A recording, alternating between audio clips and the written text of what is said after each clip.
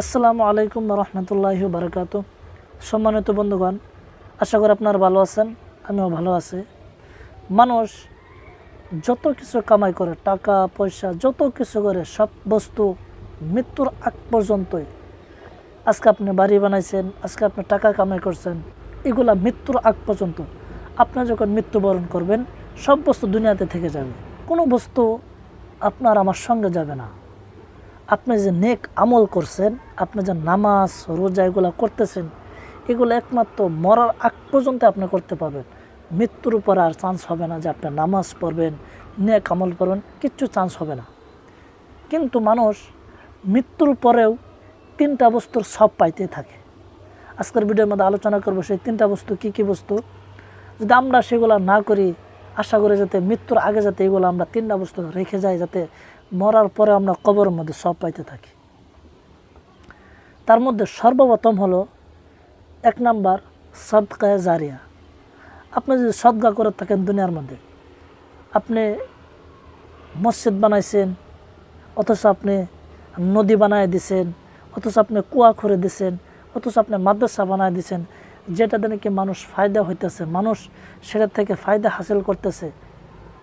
আপনি মসজিদ বানাইছেন, মানুষ নামাজ পড়তেছে, আপনি মাদ্রাসা বানায় দিয়েছেন, সেখানে ছাত্ররা পড়তেছে, আপনি কুয়া বানায় দিয়েছেন, সেখানে মানুষ পানি খাইতেছে।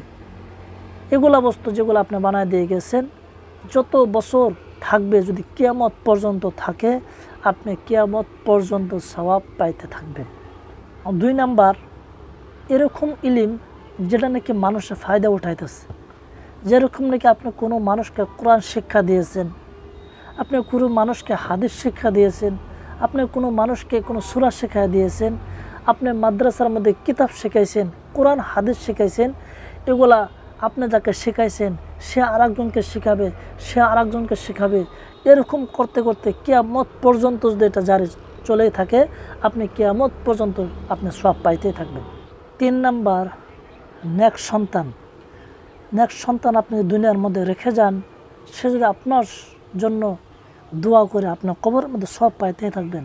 আপনার জন্য যদি কোরআন পড়ে, আপনার জন্য যদি নামাজ পড়ে, আপনার জন্য যদি এগুলা কবরের মধ্যে দুটো হাত তোলা করে যে আপনার সঙ্গে আপনার জন্য দোয়া করে, আপনি সওয়াব পাইতে থাকবেন। সেই জন্য এই 3টা বস্তু, 1 নাম্বার হলো যে আপনি সদকা জারিয়া করে গিয়েছেন, 2 নাম্বার এরকম ইলম আপনি শিখাই গিয়েছেন যেটা সিলসিলা চলতেই থাকবে, 3 নাম্বার নেকদার সন্তান। এই 3টা যদি আপনি দুনিয়ার মধ্যে রেখে যান, আপনি মরার পরও আপনি সব পাইতে থাকবেন। আজকে আমরা দুনিয়ার পিছনে, টাকার পিছনে ঘুরতেছি। আজকে আমাদের ছেলে মেয়েকে আমরা বহু শিক্ষা দিতেছি, উচ্চ শিক্ষা দিতেছি, কিন্তু এরকম শিক্ষা দিতেছি না যাতে মরার পর আমাদের জন্য দোয়া করে।